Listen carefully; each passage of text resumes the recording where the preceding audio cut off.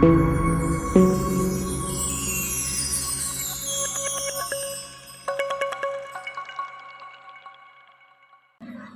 ഗ്രാമപഞ്ചായത്തിന്റെ 2023-24 പദ്ധതിയിൽ ഉൾപ്പെടുത്തിക്കൊണ്ടാണ് ഈ പഠന ക്യാമ്പ് ഇവിടെ സംഘടിപ്പിച്ചിട്ടുള്ളത്.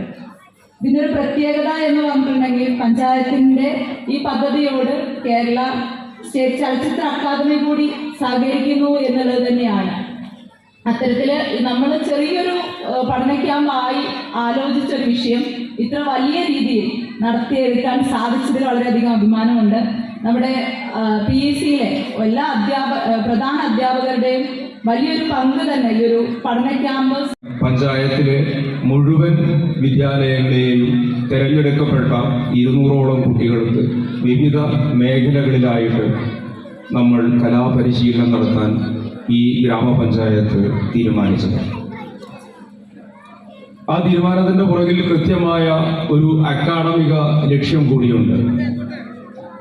വരും വർഷം 2024-25 അധ്യയന വർഷത്തിൽ 5, 7, 9 ക്ലാസ്സുകളിലെ പാഠപുസ്തകം മാറുകയാണ്. ആ പാഠപുസ്തകം പുതിയ സിലബസ് മാറുന്നതോടൊപ്പം തന്നെ കലാപഠനത്തിന് പ്രത്യേകമായ ഒരു പാഠപുസ്തകം കൂടി ഉണ്ട്.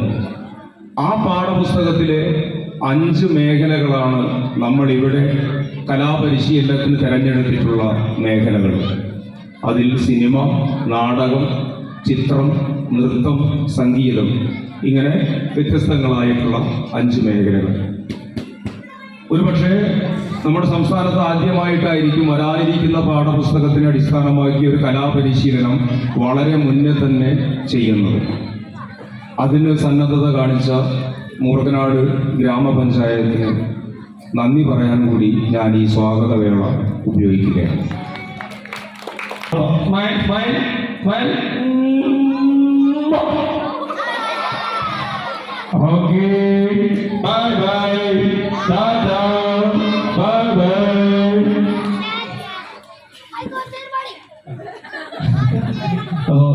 വളരെയധികം ക്രിയേറ്റീവായ രീതിയിലെല്ലാം ഉണ്ടാക്കിയെടുക്കാൻ സാധ്യതകളുകൂടെ ഒന്നുള്ളത് കൂടിയാണ് ഈ മുപ്പത്തി എന്ന് പറയുന്ന ഈ ഒരു പാവ. ഇത് ഞങ്ങൾ ഒരു ട്രെയിനിങ്ങിന്റെ ഭാഗമായി കൊണ്ടൊക്കെ ഈ പാവേനെ എങ്ങനെ ഇതിനെ കണ്ടംപററി രീതിയിലുള്ള പൊതുവേദികളെല്ലാം ഉപയോഗിക്കാം എന്ന രീതിയിൽ പരിചയപ്പെടുത്തി.